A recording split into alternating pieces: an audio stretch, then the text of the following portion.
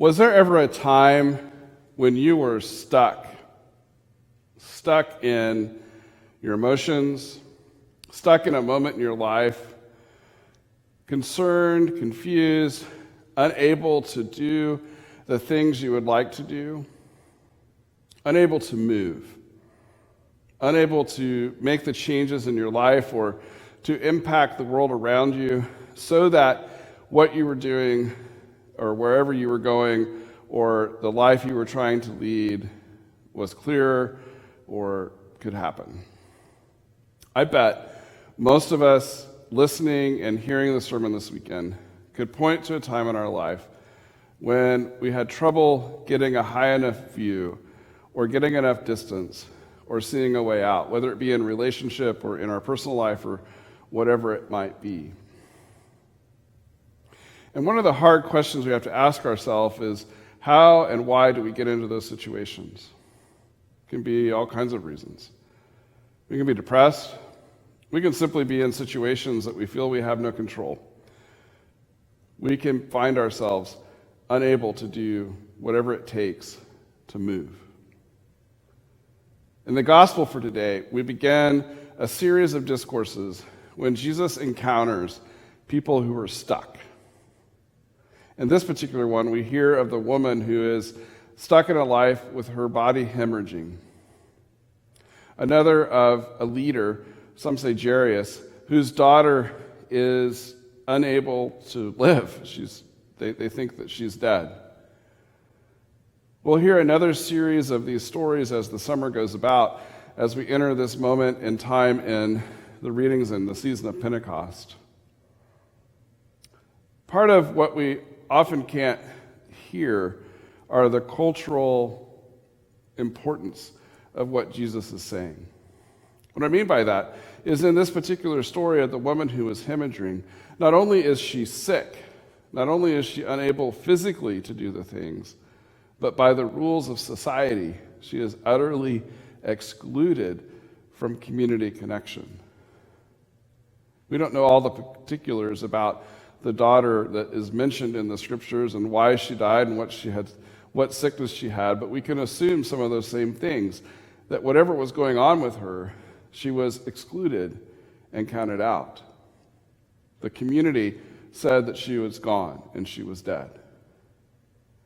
And in both situations, Jesus is called in to heal, to show a miracle.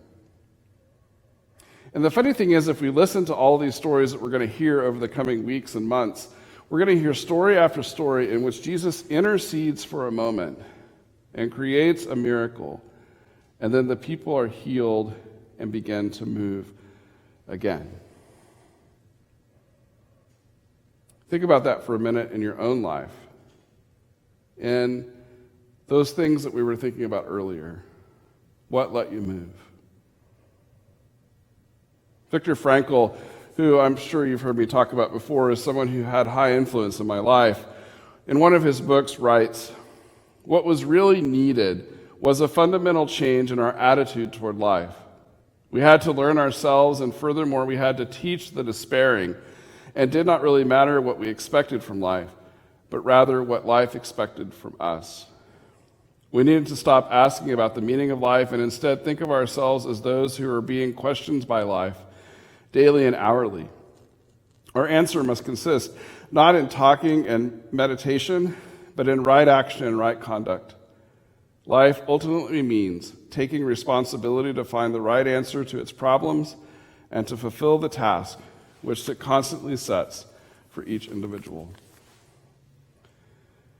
I remember reading that as a young adult, and it had a fairly profound impact on me. And he's not saying that we shouldn't meditate or we shouldn't reflect or we shouldn't go deeper in our life or that we shouldn't have time of contemplation. That's not what he's saying at all. What he's saying is we often get stuck in the big questions. We get stuck in the rules. We get stuck in the expectations. We think that life is just happening around us and we have no way to stand up. And part of the beauty of the quote that he offers or his thinking is that it is actually that we have the ability to sort of see that life is handing us tasks, opportunities challenges. And our goal, our purpose, our meaning is to stand up, to answer those challenges, and to move into life more fully. One of the things that I find when I read the totality of the gospel is that Jesus empowers people to be who God made them to be as God's children. And he often does that by changing their viewpoint, their understanding, and interpretation of the world around them. They're all stuck. They're all trying to follow the kosher rules. They're all trying to follow the expectations of the society around them.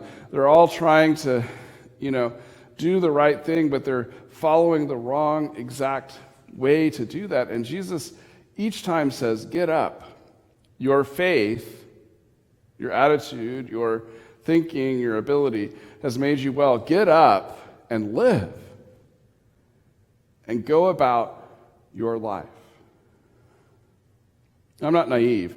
Sometimes it's hard to hear words like that, but more often than not, that's what we need to hear. That we're called to get up and to live, to get up and to meet the challenge that's right before us, to get up and to do the things that are right in the world around us, and not to be in fear, not to be hunkered down, not to be afraid, not to be dead to the world. I think the story of the miracles of Jesus, the way that he heals the woman who was hemorrhaging, and the way the daughter is raised from the dead, are stories meant to remind us of the gift of the life that we have and our call to love each other and to build the kingdom around us. I want to challenge you in this time. We're in this weird in-between time, right? We still have the pandemic floating around us. If we watch the news, there's all this information about how there's new variants and we don't know what's going to happen, and there's a part of the society that's not been able to get vaccinated yet, and a part that has, and there's all the divisions that we faced. And man, there's all the different challenges at our work. I know I've talked to so many of you over the last few weeks and how work has changed and the busyness has started again, and there's so much to get done and to do, and things that got left undone in the last year and a half that now need to be done. And that challenge is real and apparent. But what about our faith? And what about doing the right things? And what about being clear that the gift of our life from God is to be used to build the kingdom around us? I think it's more important than ever that we as people of faith not lose sight of that. There are lots of challenges ahead for all of us, depending on what your business or your work is in, depending on where you are in your station in life, whether you're a student or a retired person or whatever it might be. The challenge is not to get stuck,